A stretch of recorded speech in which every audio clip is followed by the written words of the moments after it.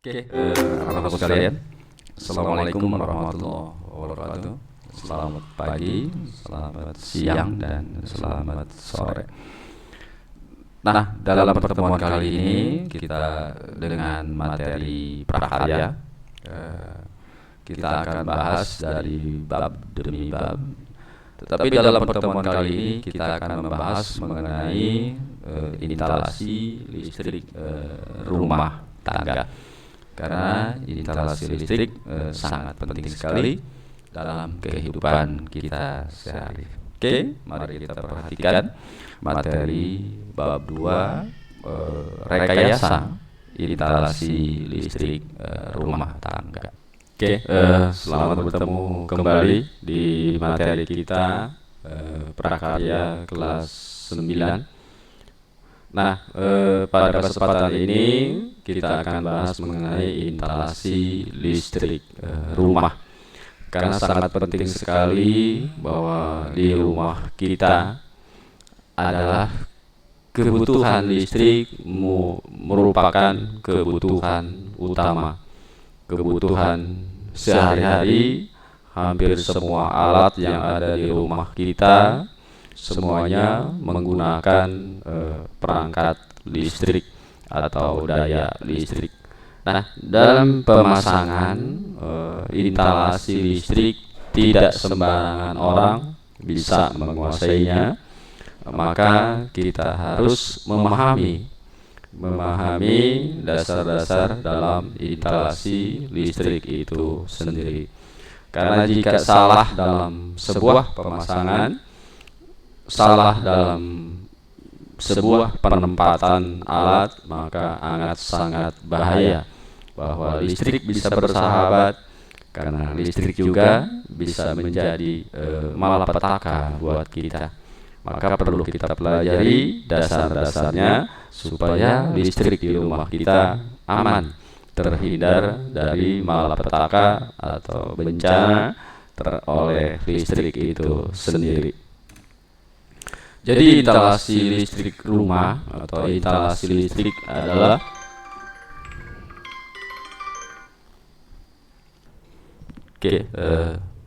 nah, berikut adalah beberapa jumlah atau peralatan yang kita butuhkan atau kita perlukan sebagai komponen dalam pemasangan instalasi rumah tangga atau instalasi listrik di rumah tangga atau rumah kita. Yang pertama, MCB. Nah, ini alat yang paling harus ada atau harus tersedia. Jadi merupakan singkatan dari miniatur circuit breaker. Dalam instalasi listrik, alat ini berperan untuk memutus aliran listrik ketika terjadi arus berlebihan atau konsleting atau konslet gitu ya.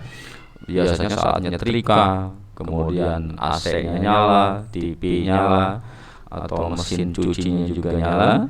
Nah, kapasitas listrik kita kurang dayanya, maka MCB akan memberikan fungsi untuk menekan risiko dalam masalah kelistrikan dengan memutus aliran listrik yang berlebihan tadi. Nah, itu fungsi MCB atau fungsi proteksi terhadap keamanan arus listrik.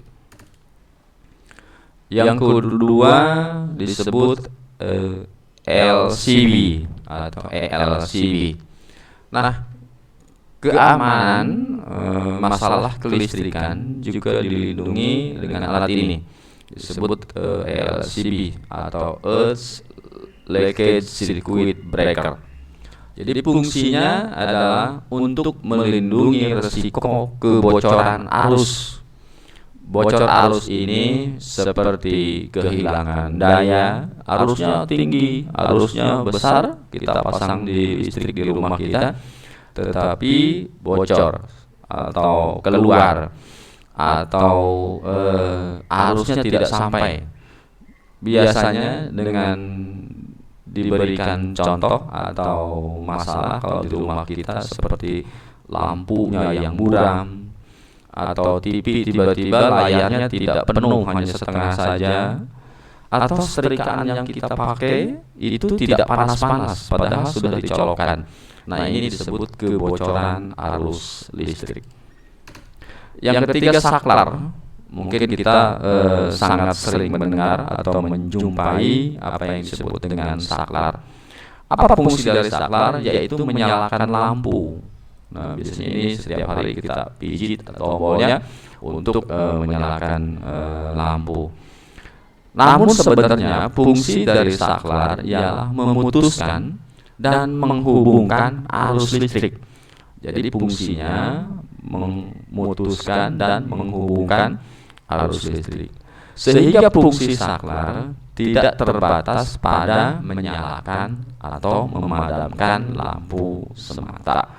Jadi fungsinya adalah dia memutuskan arus. Nah, kendala atau solusi yang sering terjadi atau sering ditemukan sebuah kendala saat seseorang menginstalasi listrik, tertukar warna arus positif dan negatifnya. Nah, jika mengalami kendala ini disebut listrik. Nah, ini disebut negatif. Nah, kalau itu tertukar dari saklar yang satu dengan saklar yang lain, secara nyata listrik itu menyala. Tetapi saat kita matikan, arus di dalam listrik masih ada, atau di dalam bola lampu itu masih ada, hanya putus negatifnya saja.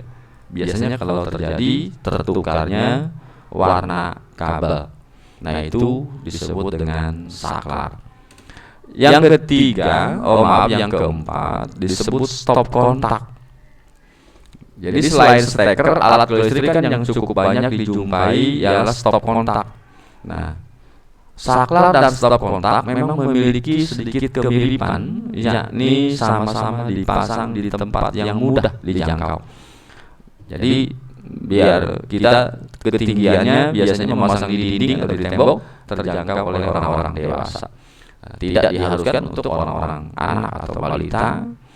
Nah, stop kontak sendiri merupakan komponen instalasi listrik yang berfungsi mendistribusikan energi listrik ke peralatan elektronik. Jadi biasanya berupa colokan kalau kita. Jadi arus listrik ada di sana. Jadi mendistribusikan arus listrik ke stop kontak. Jadi saat kita colokan itu pasti nyala. Di Indonesia stop kontak biasanya terdiri dari 2 lubang. Namun di negara-negara lain bentuk stop kontak bisa berbeda-beda. Nah, jadi ada ground, ada positif, ada negatif biasanya. Nah, ini tetapi fungsinya sama untuk mendistribusikan arus listrik. Yang kelima, kabel. Dalam memasang jaringan instalasi listrik, ini kabel sangat penting untuk disediakan. Jadi alat kelistrikan lain yang memiliki peran penting adalah kabel. Sebab kabel berfungsi untuk menyalurkan energi listrik dari sumber ke berbagai peralatan, baik ke stop kontak atau ke steker. Itu listrik dialurkan oleh kabel. Gunakanlah kabel yang berstandar aman. Jadi tidak dengan kabel-kabel yang kecil atau kabel-kabel serabut yang kecil untuk instalasi rumah demi keamanan rumah kita. Nah, pemasangan instalasi listrik rumah tidak boleh dilakukan sembarangan. Jadi tidak asal pasang. Sebab apabila terpasang secara tepat akan mengakibatkan resiko dari setrum atau konsleting listrik hingga sebuah musibah atau kejadian yang sangat berbahaya seperti kebakaran atau alat listrik kita atau alat elektronik kita terjadi kerusakan. Untuk menghindari hal-hal buruk tersebut, maka kita harus memperhatikan bagaimana instalasi listrik rumah sesuai dengan standar PLN. Nah, aturan terkait pemasangan listrik rumah tangga sendiri tertuang dalam Persyaratan Umum instalasi listrik yang mungkin ada di kantor-kantor PLN dan biasanya disertakan saat kita pemasangan listrik secara resmi. Yang pertama, kita perlu memperhatikan jenis dan ukuran kabel. Nah, kabel yang digunakan harus sesuai. Pastikan kabel maupun peralatan yang digunakan dalam pemasangan instalasi listrik mendapatkan label atau standar nasional Indonesia atau kita sering menyebutnya dengan SNI. Nah, kemudian pemasangan kabel sesuai besaran daya listrik. Misalkan listrik di rumah kita dayanya 450 atau 900 voltase ampere yang dialiri listrik 2 ampere dan 4 ampere. Maka menggunakan kabel berukuran 3 kali 2,5 mm dan 2 NIM. Nah, ini ukuran kabel yang harus digunakan jika listrik kita berdaya 450 dan 900.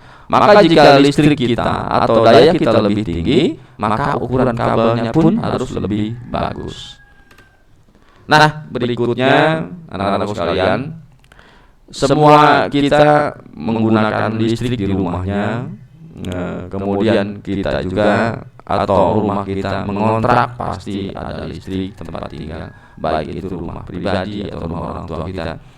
Nah, kalian buatkan sebuah gambaran dari kamar tamu, ruang kamu tidur, ruang orang tua kamu tidur, ruang tengahnya, dapurnya, buatkan denahnya, rangkaian listrik sederhana di rumah kalian. Nah, untuk materi saat ini sampai di sini dulu. Jangan lupa dengan tugasnya, gambarkan listrik di rumah kalian. Di tengah itu ada apa saja, kemudian di depan ada apa saja. Nanti kita akan bahas di kelas bagaimana menyusun rangkaian kabel yang sesuai atau kabel yang baik. Apalagi di daerah-daerah kita masih ada yang suka istilahnya nyolok ya, atau mengambil daya dari rumah yang lain. Misalnya rumahnya tidak ada listrik, kemudian mengambil daya dari rumah lain. Nah, ini sangat berbahaya untuk keamanan listrik kita. Oke, terima kasih. Salam sehat selalu. Terima kasih. Sampai ketemu di pertemuan berikutnya. Wassalamualaikum warahmatullahi wabarakatuh.